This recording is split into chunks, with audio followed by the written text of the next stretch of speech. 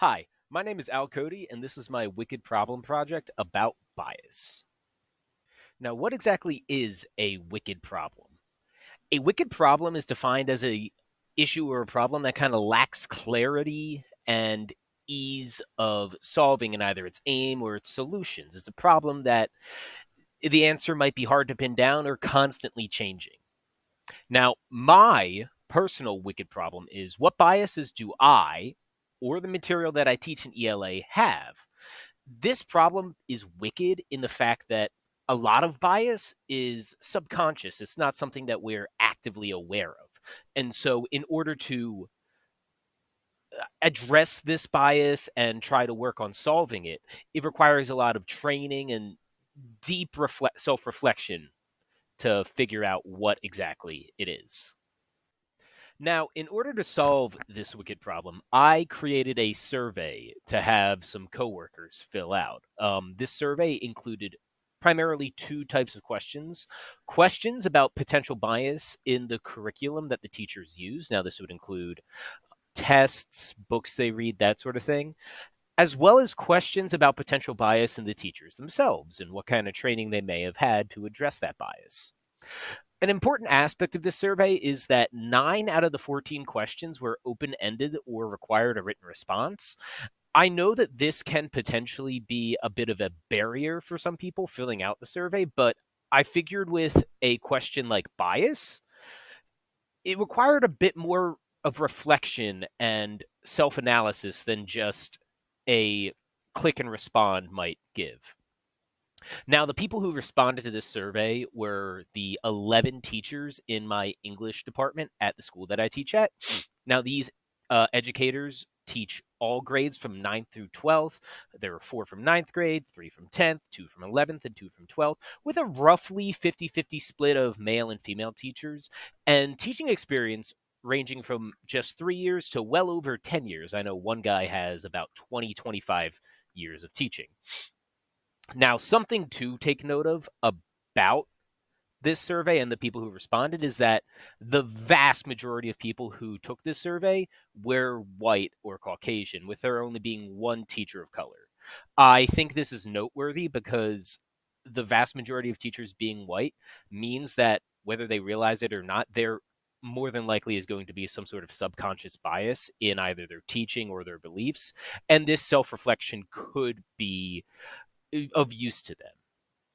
Now, after analyzing all this data, a couple of important trends kind of started to stand out to me. First and foremost is that almost half of the teachers in my English department have had no extensive or formal bias training. I believe this to be an issue given that, as previously mentioned, the vast majority of these English teachers are white. And so this lack of bias training is pretty concerning. However, every single teacher did respond saying that they would be willing, if offered, to participate in bias training. Additionally, every single teacher recognized that they do have bias. I think these are important facts to consider when analyzing this data and trying to figure out just how extensively bias may be feeding into our classroom and how we teach and the materials that we teach. The next trend that I noticed was that between the different grades, there was a enormous variance between the authors and the books that were read in class, with the ninth grade reading the most diverse books with the most diverse authors, with authors of color, white authors, LGBTQ authors, and the 10th grade and 11th grade reading the least diverse books with only one author of color in 11th grade and no authors of color in 10th grade, the majority of their books being written by white men, specifically Stephen King.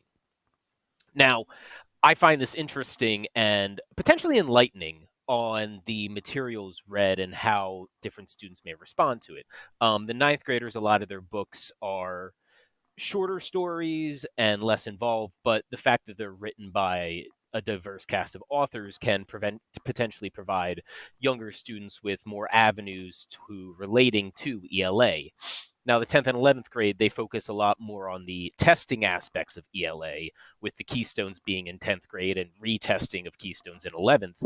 Um, might potentially explain a little bit about why it's less diverse, but it's pretty concerning to me looking at our curriculum and the books that we read and recognizing the fact that the majority of the books in potentially some of the more important grades, 10th and 11th, being mostly written by white men. It's a little concerning for me. Now, the final trend that I noticed while looking at this data is that while every teacher recognized that they do, in fact, have bias, only 2 out of the 11 recognized that the bias in the curriculum or in themselves could prevent them from teaching effectively. I find this trend very interesting given that when someone typically recognizes that, yes, they have bias, they also recognize that their bias may affect them in ways they do not see or do not know. I think this is additionally concerning given that while almost half of the teachers have not had any bias training, more than half of them have. And so those numbers are a little bit confusing when only 2 out of the 11 say, yes, bias in the curriculum could be affecting my teaching. I think this is a particularly concerning statistic, especially given that, again, we have white teachers, and again, a lack of recognition that bias affects us in ways we do not understand or do not see could be affecting our teachers, our students, and even our grades just in ways that we're not seeing because we don't have training to see it. Now, while I found all those trends rather interesting and they will all filter into the solutions I have for this wicked problem, I did want to spend a minute and talk about a particular standout response for me. And this was a response to the question, what biases might your curriculum writer have? This teacher responded, since our curriculum was written by white females, there's a possibility their background had them overcorrect for the lack of cultural sensitivity of the past, or maybe they just continued the whitewashing of a school subject. Now, I think this response is very interesting because there's a bit of a dichotomy in its actual words. The first half of it is particularly talking about an overcorrection, an overreaction almost of a potential response from the curricular items, while the other half is talking about a reflection of, well, maybe this is just a continuation of whitewashing in our schools. Now, I think that this teacher is recognizing while they're writing the response that this is in and of itself a wicked problem as well. There's no clear answer. It's hard to pin down. And I thought this response was something that I would be reflective of, because trying to solve this wicked problem has led me down this road of, well, what is bias and where does the bias exist? Does it exist? What kind of bias is it in particular? And I thought this response was the perfect subsection of what I was thinking of. Now, after looking through and analyzing all the responses and data after this survey, I have a couple key takeaways. Number one, my school has a severe lack of training for bias. The fact that almost half the teachers claim that they have no formal training in bias or recognizing bias is alarming. On the brighter side, I did notice that every single teacher said they are willing to take the time to participate in training if offered. This is something that I think my school may want to take advantage of in PD days coming up, but it's a good sign despite the fact that almost half of us don't have formal bias training. Another key takeaway is that there is almost definitely bias in our curriculum. The fact that we can recognize that there is bias in ourselves, there's bias in the curriculum, is an important step. I think this could be a avenue to possible solutions if we take the time to look through our curriculum and reading material to try and find avenues to eliminate some of that bias. My final key takeaway is that despite the fact that there are biases and we recognize that there's biases, there is a perception from teachers that they are still teaching effectively and that the curriculum is working. I find this a little concerning. Just because we have good Keystone scores and kids are passing classes does not necessarily mean that we are teaching as effectively and or as well as we potentially could be.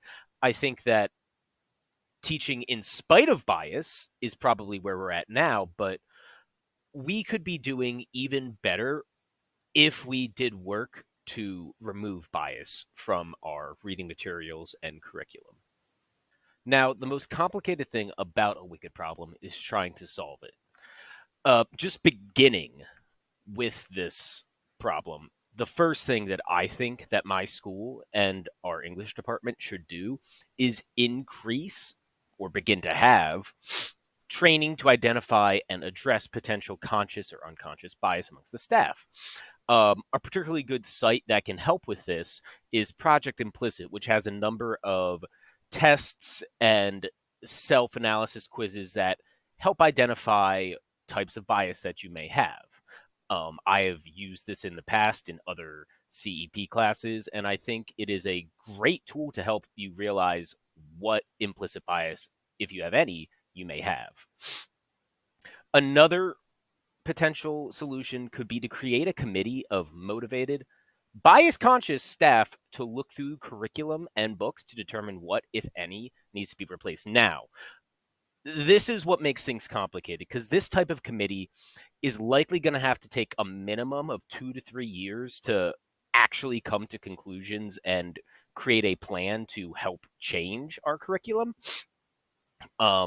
Particularly a difficult thing is to make sure the staff is bias conscious. So we have to do step one of beginning to have trainings on bias before we can do step two, which is changing bias in our curriculum.